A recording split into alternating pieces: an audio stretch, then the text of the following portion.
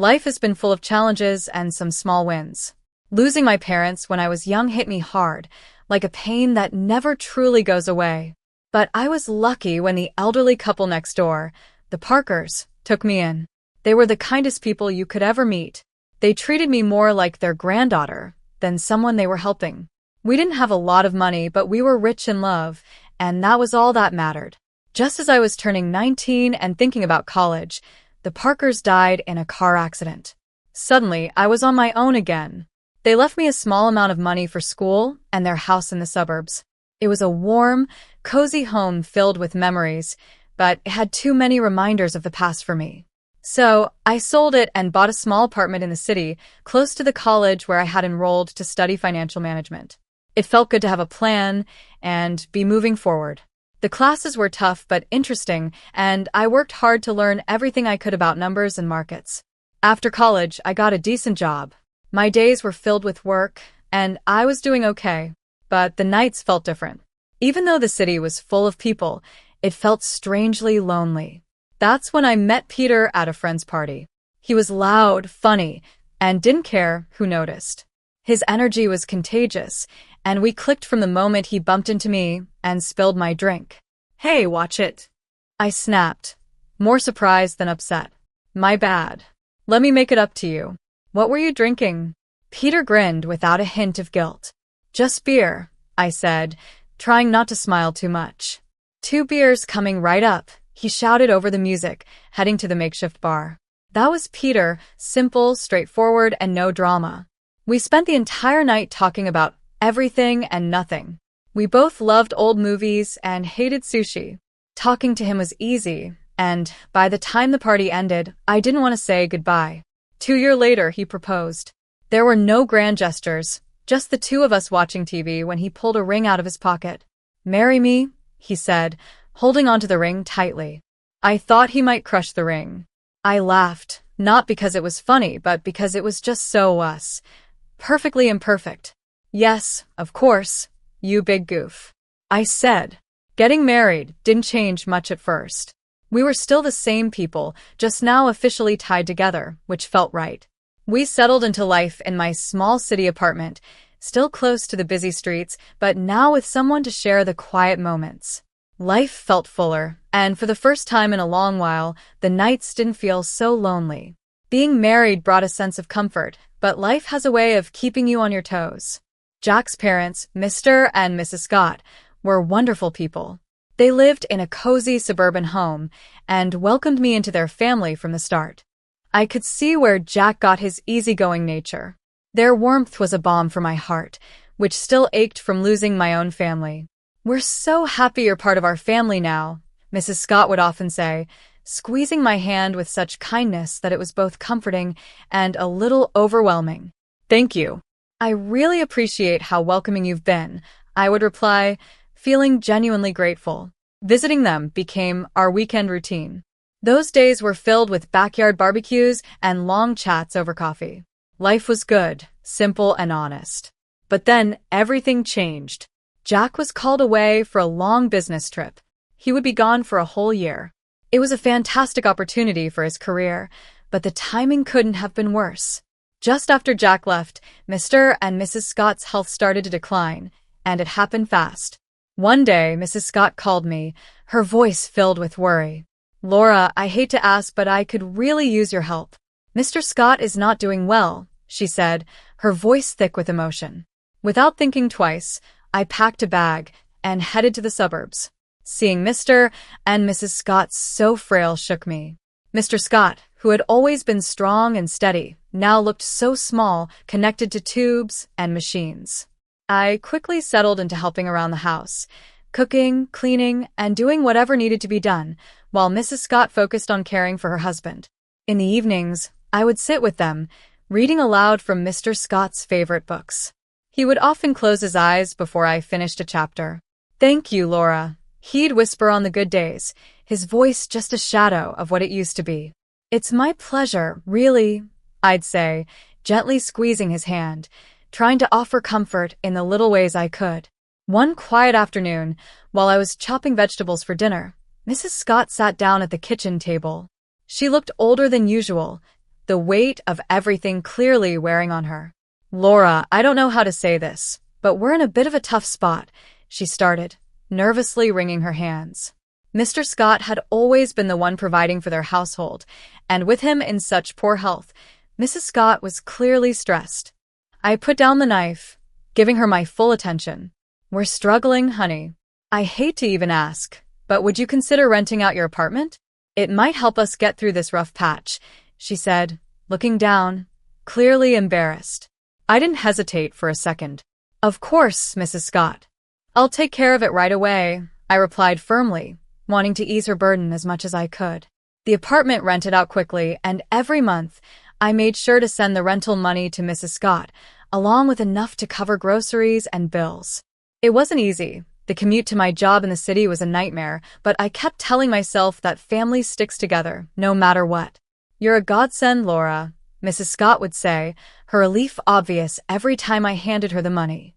"It's what family does," I'd respond, though there were nights when I lay in the guest room, listening to the distant sounds of the city, feeling like the weight of the world was on my shoulders. Jack's phone calls were my lifeline. Even though the connection was often bad, hearing his voice kept me going.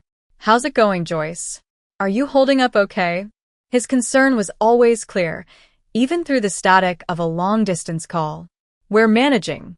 Don't worry about us," I'd say, trying to sound cheerful, not wanting to add to his worries. Life at the Scott's house changed drastically when Lauren, Mrs. Scott's daughter from her first marriage, showed up out of the blue. The whole atmosphere shifted the moment she arrived. She had a presence that felt like a cold wind sneaking in under the door. I didn't know Lauren very well, but Jack had mentioned her a few times, and I had seen enough during her brief, tense visits to know that her relationship with Mr. and Mrs. Scott was strained. My days were already long, juggling work and caring for Mr. and Mrs. Scott. Mr. Scott was bedridden and getting worse, and Lauren's arrival only added more stress. She moved in like she owned the place, making herself at home without a second thought. One evening, after an especially hard day, Mr. Scott motioned for me to come closer. His voice was weak, a strained whisper. "Laura, you need to watch out for Lauren. She's not a good person," he said, his words making my stomach knot with worry. "I understand, Mr. Scott. I'll be careful," I promised, though I wasn't exactly sure what I was supposed to be careful about. Mr. Scott's warning didn't take long to make sense. Lauren quickly made her intentions clear. One morning, I found her in the kitchen, her presence dark and cold, like a storm cloud. "Just so we're clear," she said, her tone sharp, "I'm not here to play maid or cook for anyone." She sipped her coffee, eyeing me like I was in her way. I felt like an outsider in her mother's kitchen. Lauren's presence made it clear that I was not welcome, but I tried to stay calm.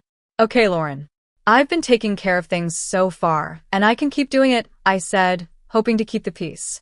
"Good, because I don't plan on lifting a finger. This is Mom's house, after all," she snapped back, her eyes daring me to say otherwise. From that day on, Lauren made sure everyone felt her presence, and not in a good way. She would order takeout just for herself and her mom, leaving the empty containers on the table for me to clean up. Her attitude wasn't subtle, and it hurt, but I kept quiet because Mr. and Mrs. Scott needed peace. One evening, Mrs. Scott spoke up, "Laura, why don't you sit and eat with us tonight?"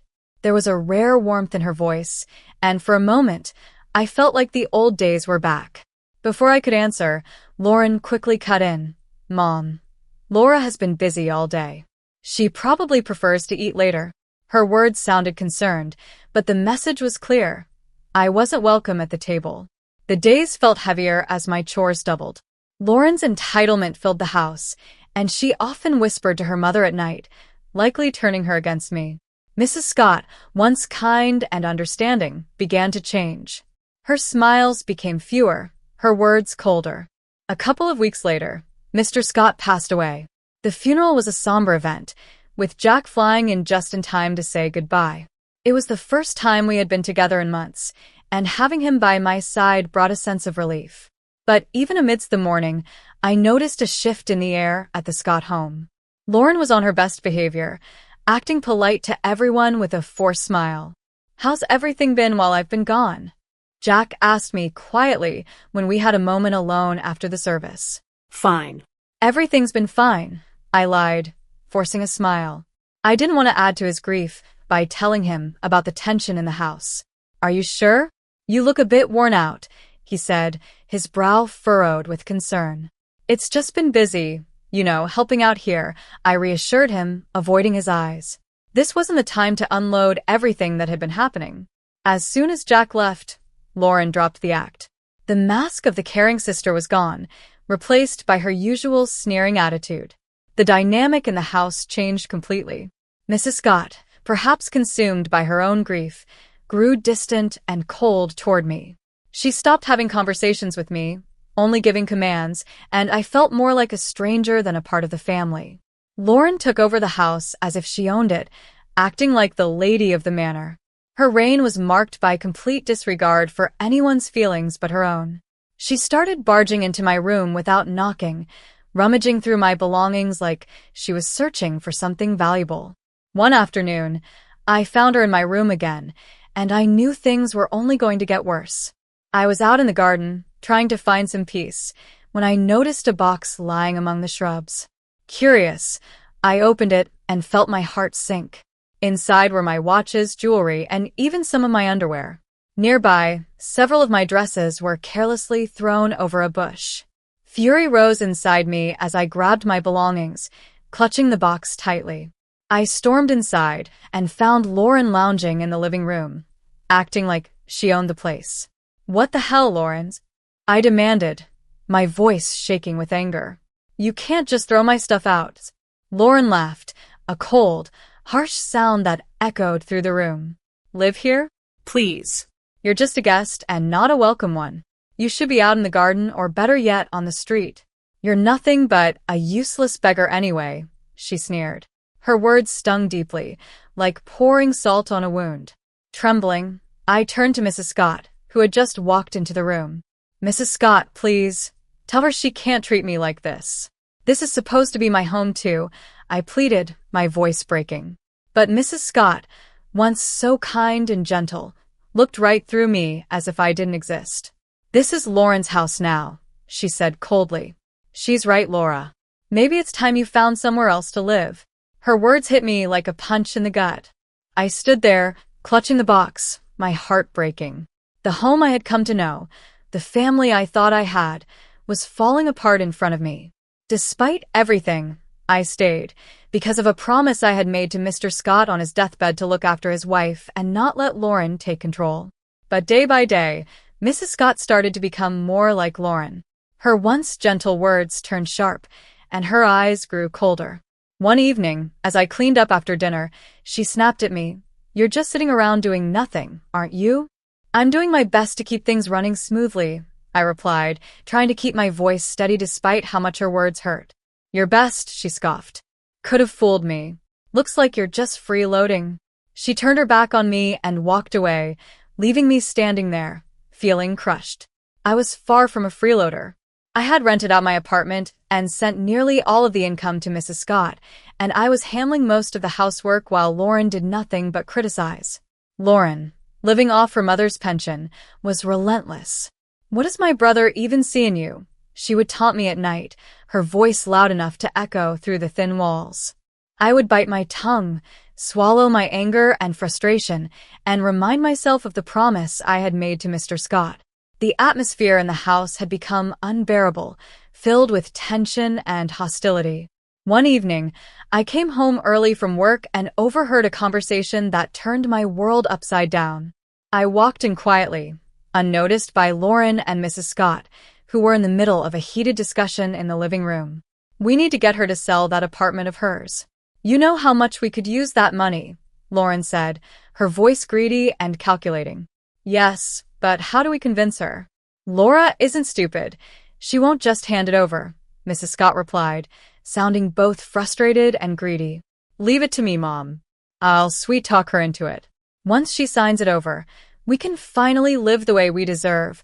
Lauren's words slithered through the air like a snake. Hearing them plot to take away my only financial security hit me like a punch to the gut. Fear gripped me. I knew in that moment I couldn't stay any longer. My heart racing, I slipped away to my room unnoticed. They were planning to rob me of everything, and I had to leave before they could succeed. I made up my mind right then and there. Every second in that house now felt like a countdown to disaster. With shaking hands, I quickly packed my essentials. I didn't bother with goodbyes. They didn't deserve them. Slipping out the back door, I ordered a taxi to take me to the train station. As I sat on the train, doubts swirled in my mind. Would Jack understand? Would he take their side? The uncertainty was crushing, but the fear of what might happen if I stayed was worse. I stared out the window, watching the landscape blur by, a mix of fear and determination settling in my chest. When I arrived at Jack's place, his reaction was a mix of shock, relief, and concern. His eyes widened as he opened the door, seeing me standing there with a bag in hand, probably looking as frazzled as I felt. "Laura, what are you doing here? Is everything okay?" he asked, stepping aside to let me in. I hesitated for a moment, taking in the familiar and comforting sight of his temporary home. "No, Jack." "Everything's not okay. Not at all," I replied, my voice trembling. He led me to the couch, his face now full of worry. "Talk to me, babe. What happened?" he urged gently. I told him everything. I explained how things had gotten worse since Lauren came back, how the situation at home had become unbearable, and how they were plotting to manipulate me into selling my apartment. I hadn't wanted to worry him while he was away working, but now there was no hiding it. As I spoke, Jack's face grew darker with every word I said. As I finished speaking, Jack's fists were clenched, and his jaw was tight with anger. "Why didn't you tell me any of this before?" he asked, his voice full of both concern and frustration. "I didn't want to cause more trouble. I thought I could handle it," I admitted, feeling foolish now. "Laura, damn it, you shouldn't have to handle something like that on your own," he burst out, standing up and pacing the room. "I can't believe my mom and Lauren would treat you this way." He stopped and looked at me, his eyes intense. "I'm not letting anyone treat my wife like that. No way." Without hesitation, he grabbed his phone. My heart raced as I watched him dial his mother. The phone barely rang twice before she answered. I couldn't hear her side of the conversation, but the way Jack's shoulders tensed told me enough. "Mom, this has to stop. I know everything, and I won't tolerate it. If Lauren doesn't leave, and if you don't start treating Laura with respect, we're done. No more help, no more money, nothing." Jack's voice was firm, leaving no room for debate. There was a fiery exchange and then silence. Jack gripped the phone tightly before speaking again. "Fine. "If that's your choice, then you've made mine." He hung up and turned to me, his expression softening. "Looks like it's just us now, babe. But that's all we need," he said, pulling me into his arms. I leaned into him, feeling safe and supported. "Just us," I murmured, feeling the truth in his words. We were on our own now, but somehow that felt okay. Jack and I stayed up late, talking about everything. How we would manage without supporting his mom and Lauren, how I could arrange remote work, and what our plans would look like going forward. It felt like we were building a new life, just the two of us. Whatever happens, we're in this together. You and me against the world, right? Jack said with a determined smile. "Right," I replied, smiling back, feeling more confident with him by my side. The next few days were busy. I arranged with my job to work remotely, which thankfully they agreed to. Jack helped me move my things out of storage, and we set up a little home office in the corner of his living room. It wasn't perfect, but it was peaceful, and it was ours. About a week into our new routine, I received a phone call that felt like a ghost from the past. It was Mrs. Scott. Her voice, once so sweet to me, now sounded harsh, filled with desperation and entitlement. "Laura, why haven't I received the money for this month? You know we depend on it," she demanded right away, her tone sharp and accusing. For a moment, I was stunned silent by her nerve. It was unbelievable. "I'm sorry, but after everything, you still expect me to support you?" I asked, my voice more surprised than angry. In the background, I could hear Lauren's voice, sharp and angry. "She's just ungrateful. Make her transfer the money." I took a deep breath to calm the anger rising inside me. Their cruel words replayed in my mind, words that had cut deep. "Mrs. Scott, Lauren called me a ruthless beggar, remember? I'm not sending money to people who treat me like that. I'm done." There was silence on the other end, and I could almost imagine Mrs. Scott's shocked expression. "But we're family," she finally said, her voice a mix of anger and desperation. "No, family doesn't treat each other that way." "Goodbye, Mrs. Scott," I said firmly, and hung up before she could reply. The call left me shaken, but Jack was right there, his support solid as ever. "You did the right thing, Laura. It's time they learned to stand on their own," he reassured me, wrapping his arm around my shoulders. Not long after settling back into our hometown, another surprise came our way. I was pregnant. The news brought us joy we hadn't expected, and suddenly the future felt bright and full of possibilities. We decided it was time to sell my apartment and buy a small house in the suburbs, somewhere close to a good school where our child could grow up. As we were planning the move, another call came, this time from Mrs. Scott. Her voice sounded different, desperate, almost pitiful. "Laura, I've made a mistake. Lauren forced me to sell the house, took the money, and left me with nothing. Could I come and live with you and Jack?" she asked, her voice shaky, pleading for help. This was a test of my resolve. "Mrs. Scott, you chose this path when you sided with Lauren against us. You could have made a different choice," I said, keeping my voice steady despite the turmoil I felt inside. I know, I've made mistakes. But you have a kind heart. Can't you forgive an old woman for her poor choices?" she begged. I sighed, feeling a twinge of pity, but also remembering all the hurt her actions had caused. "I forgave you a long time ago, but that doesn't mean I can let you back into my life. You need to live with the consequences of your actions, just like I have," I replied, and ended the call. With a firm decision, I blocked her number. We continued with our plans and bought a charming little house with a garden, a place where our child could play and grow. One lazy Thursday morning, as I was flipping through the newspaper with my coffee, a headline caught my eye: "Local woman arrested for massive fraud scheme." I stared at the photo in disbelief. There was Lauren, handcuffed, looking completely defeated. I felt a mix of shock and, if I'm honest, a little sense of justice when I saw the news. "Jack, look at this," I called, holding up the newspaper for him to see. "It's Lauren.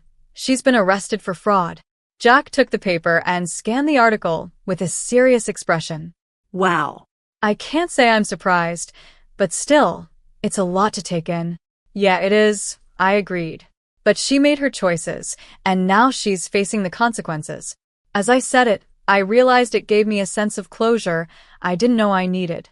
Eventually, we heard through friends that Mrs. Scott was living in a small apartment, working 2 jobs just to get by. Her pension wasn't enough to cover her living expenses and the debt Lauren had left behind. "Did you hear about your mom?" one of Jack's friends, Frank, asked one evening when he and his wife came over for a backyard barbecue. "Yeah, I heard," Jack said while flipping burgers on the grill.